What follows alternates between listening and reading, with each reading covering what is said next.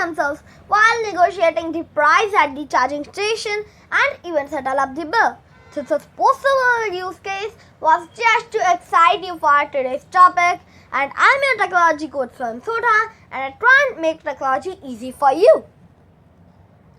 Well, we will be discussing on DLT blockchain today, as it is one of the big talking points today, and I feel it will influence our lives with a new phrase of internet. So, what is DLT, by the way? It stands for Distributed Ledger Technology, which is a decentralized database managed by multiple participating members across multiple nodes that can supplement the data stored there. Not certainly in a cloud, rather functioning as a decentralized peer-to-peer network.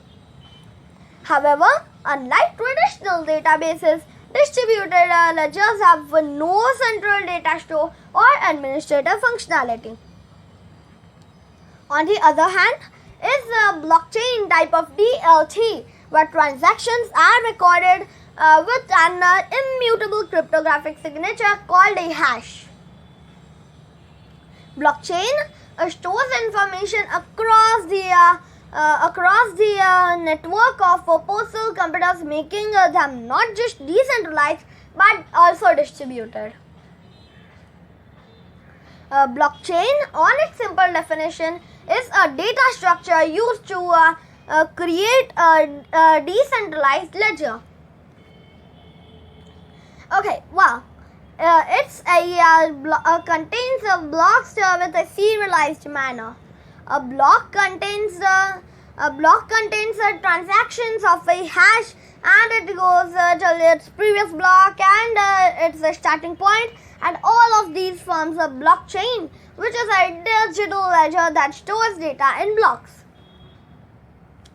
All these blocks are distributed amongst all participators, and be it organization or people of their respective nodes of their computers, including virtual machine in the network on which the ledger, wallet or application reside. For the information of my techie friends, a traditional database like RDBMS or NoSQL databases is also used to store data such as the timestamp block, reward, block number, and so on. Later, I am going to share with you about the latest trend, which is BigChain DB. But now let's focus on the basic. You see, as we discussed about the entire blockchain system gets organized to hold a bundle of records in its chronological chain. For your knowledge, the blockchain uses forms of maths called cryptography to ensure that the records can not be changed by anyone, and the safety of records is maintained all the time. In simpler words, a blockchain uses DLT to record, confirm, and process the transactions to bring more security, transparency, and efficiency to the network. You will find this interesting to note that there are different forms of DLT designs other than blockchain, just as a blockchain has a Bitcoin, Ethereum, EOS, etc., in which there are list of records that is linked blocks that are cryptographically arranged. There's also another interesting category of DLT, that is direct acyclic graphs, that is DAG, like IOTA hash graphs, etc. Here we have no block time, so the transaction process in DAG is faster than the blockchain. This happens because of the decision to approve or reject the transaction depends upon the miners or validators in the blockchain system. Kindly know that distributed ledgers can be classified as private, public, permissioned, permissionless, or any combination of the two.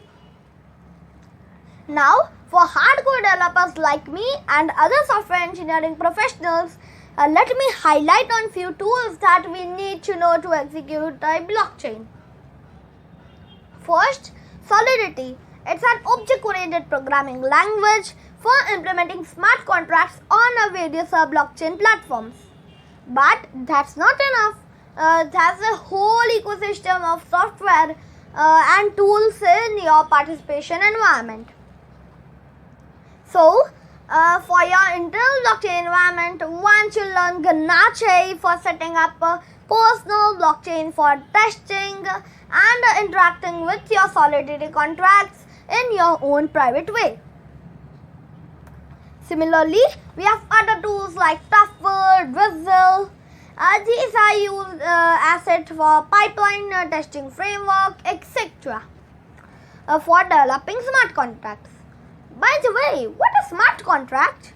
Technically, it's simply a software code that automates the executable terms of NLP, natural language contract, in a manner that is agreed to between contractual parties or buyers and sellers. Basically, it's an ecosystem for manual agreement to be automated in real time to ensure trust and efficiency. To sum up, there are 5 elements of a blockchain, namely peer-to-peer network, cryptography, consequences, algorithms, punishment and reward, and of course market adoption like Ethereum. But let me also clarify that there are many more platforms other than Ethereum like Calido, Azure Blockchain Workbench, IBM Blockchain Platform, Corda, Hyperledge, to name few. Coming next, advancement is BigChain DB. It's nothing but a blockchain database offering decentralization, immutability, and native assets. BigChain DB allows a variety of deployment of a large-scale applications in a variety of use cases and industries from even intellectual property and identified to supply chain and Internet of Things.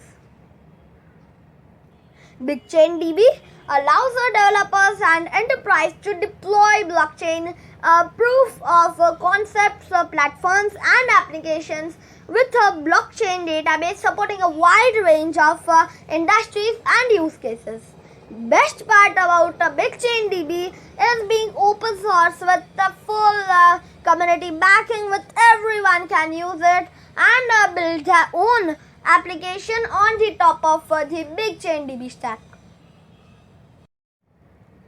There are obvious advantages of DLT in general, but the real challenges facing it is like lack of clarity on how the technology will be governed, along with the regulation, then maintaining security and privacy of data by one and all, as the nodes are at the different locations and owned by different parties. But whatever are the issues, I will say where there's a will, there's a way. I personally believe that in future, blockchain will become a dependable, that it will be able to manage and verify online data. It can possibly make a self-driving car safer with negotiation AI capabilities.